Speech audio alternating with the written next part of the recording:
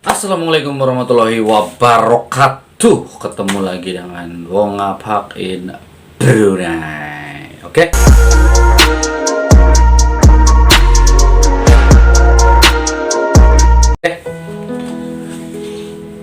Oke, dalam video pembahasan kali ini akan mencoba membahas topik lagi.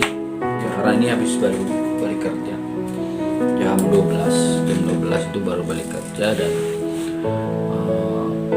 kalau ada misalkan ada lagi nanti bisa mulai lagi jam 1 seperti kerja pada umumnya. Cuman bedanya aku di sini adalah menunggu orderan, menunggu panggilan untuk berangkat gitu. Karena aku kerjanya ya udah aku ceritain di video sebelumnya. Yang belum nonton silahkan nonton di video sebelumnya. Kalau kerjanya apa, dan memang kerjanya di aircon, jadi servis aircon sama memperbaiki aircon yang rusak seperti itu. Jadi nunggu panggilan seperti itu. Dan kali ini aku akan membahas tentang biaya hidup biaya hidup seorang pekerja rata-rata lah. Cuman kebanyakan rata-rata, ambil rata-rata itu ambil dari pengalamanku aja gitu. Ambil pengalamanku dengan basic gaji yang lumayan standar gitu, kalau nggak terlalu besar juga. Jadi dari tahun ke tahun ya, dari tahun ke tahun berapa sih gaji yang aku dapatkan gitu. Dari tahun ke tahun dan dari perpindahan kerja sampai ke 3-4 kali aku pindah-pindah kerja dari tempat lain ke tempat yang lain.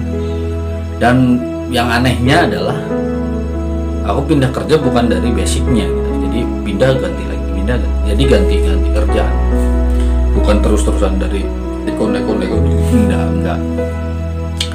Jadi kenapa aku ngelakuin itu ya, karena aku pengen pengalaman yang pertama, yang kedua ya semua pekerja pasti pengen gaji yang sedikit lebih besar gitu ya.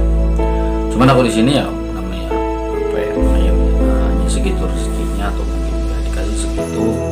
Ya kan akan kasih tahu buka-bukaan di sini berapa sih gajiku yang aku terima dari tahun ke tahun, dari pertama kali aku masuk Brunei sampai sekarang ya.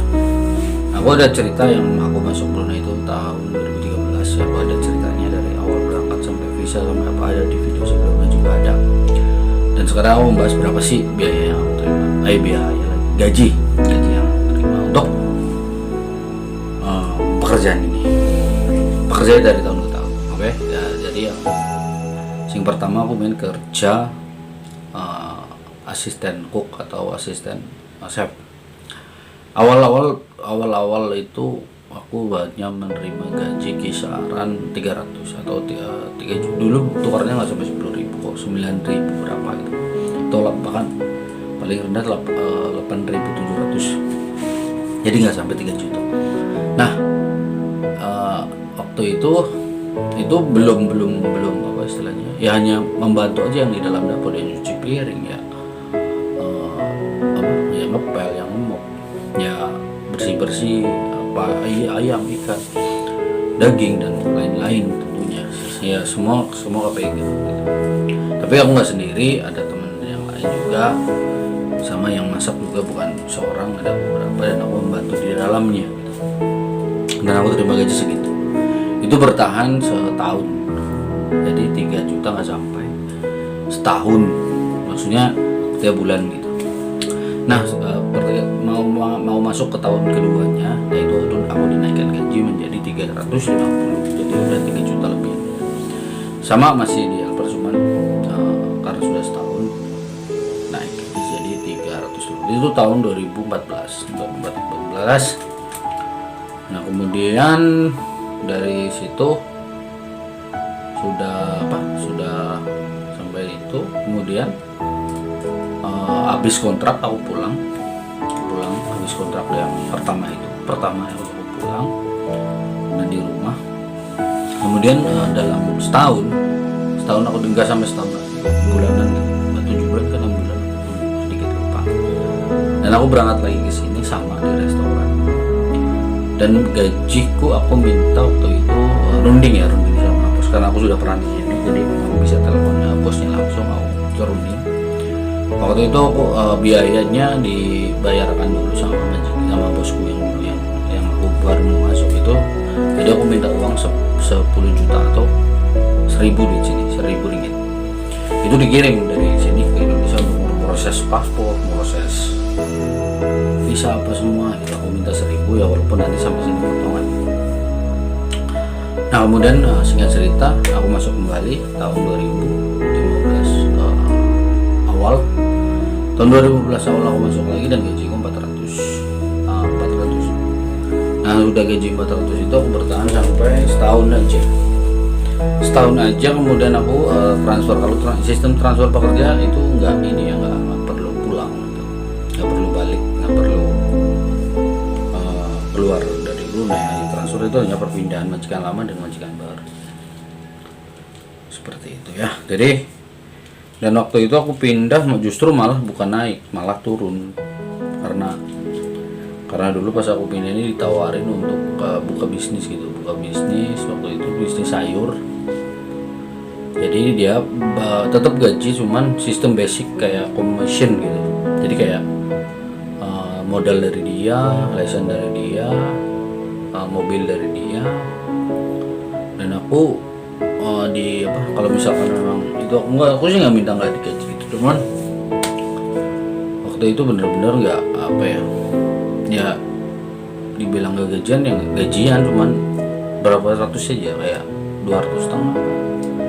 Ya itu karena merintis bisnis itu berjalan setahun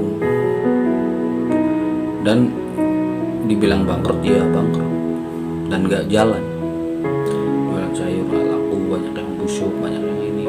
Akhirnya disambil jualan sayur sama jualan nasi katok itu selama setahun dan digaji tapi dikit gitu. Maksudnya ya emang itu sistemnya dari awal, persetujuannya kalau ada untung gitu, karena modal dari dia, dari bos itu yang baru, modal semua dari dia, mobil apa semua, sampai biaya aku berangkat juga di sini ditanggung dia. Ya bukan biaya gitu, maksudnya biaya apa itu ditanggung dia. Aku hanya pas transfer itu aja. Nah kemudian setahun itu bosku udah kuat, yang itu yang sayur kuat, yang ngasih kata sayur itu nggak kuat. Kemudian aku suruh transfer lagi gitu. Ya udah aku transfer lagi dan alhamdulillah gaji waktu awal 450 jadi naik gitu. Di situ udah dari situ 450 itu waktu itu aku kerja di restoran juga, kembali ke restoran. Cuman di situ sudah masak sampai habis kontrak, betul-betul habis kontrak aku balik. Enggak, aku nggak balik, aku transfer lagi ke Icon sampai sekarang dan gajinya 500 sih hitungannya, kan ada potongan itu. Oke.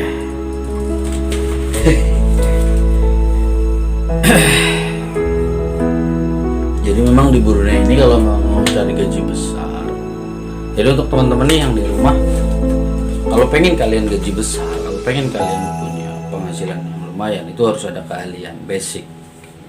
Tunjukkan kelebihan kalian. Contoh kayak misalkan kelebihan, kalau tukang masak harus punya menu-menu masakan yang banyak, terus kemudian rasanya juga dicoba dites itu. Oke. Nah itu baru bisa minta gaji tinggi. Contoh lagi, ahlinya apa?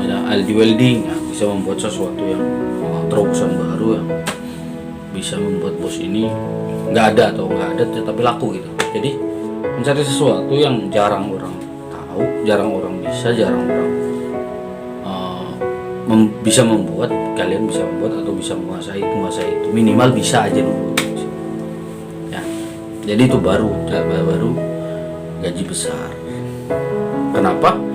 Ya karena untuk perbandingan aja ya, walaupun kita sama-sama di bengkel, misalkan di bengkel mobil misalkan, tapi kita hanya bisa basicnya aja, bisa dalam arti standar aja. Tapi kalau memang yang gajinya besar, dia bisa menguasai semua, bagaimana modify ini jadi ini, kemudian bisa jadi ini, bisa jadi itu bisa pikiran yang relatif. yang bisa menimbulkan perbedaan tapi bisa menjadikan sesuatu itu bagus. Gitulah prosesnya ke situ. Itu baru bisa minta gaji yang besar, walaupun dimanapun lah kalian berada, walaupun di Indonesia pun, walaupun di TKI pun, semua sama. Di sini pun kalau memang hanya standar bisa atau basic bisa, ya gajinya tetap standar. Tapi kalau kalian ahlinya atau bahasa tingginya itu master of econ misalnya, berarti kan dia menguasai segala jenis econ yang bagaimana bentuknya, brand apa, ini apa itu, dan bisa mengakali bagaimana dia bisa jadi kembali baik dengan modify dikit, dia menguasai gimana dia apa itu semua bla bla bla bla. Itu baru bisa kita lebih tinggi. Sama halnya juga di restoran. Kerja restoran itu paling tinggi apa sih?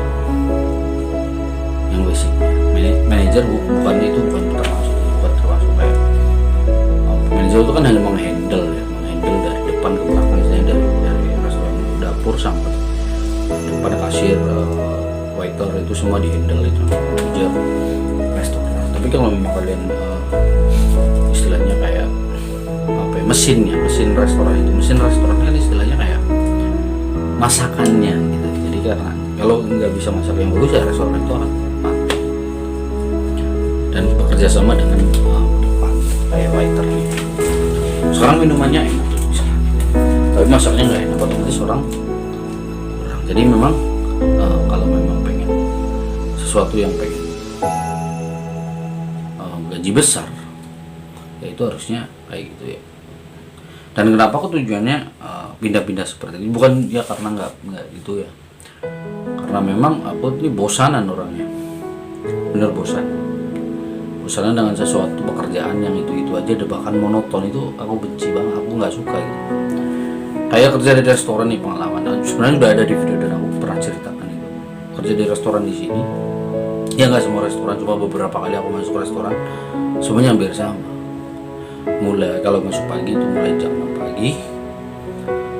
Kalau yang rehat ya ada rehat, kalau enggak ya enggak. Kalau yang rehat biasanya dikasih sejam 2 jam. Kalau bisa rehat langsung disambung lagi sampai malam. Itu rata-rata di sini sampai malam, sampai jam 12, 11. Jarang restoran yang tutup jam 8, 9. Kalau 9 adalah. Yang rata-rata itu tutup jam 10, 11. Itu dari pagi, rehat cuma 2 jam. Dan cutinya itu nggak tiap minggu, sebulan sekali. Itu pun ada yang setengah hari, ada yang sehari. Tinggal lihat restoran. Dan itu di rolling ya. Di restoran itu nggak bisa kita menentukan cuti hari Minggu, nggak bisa. Pasti di rolling.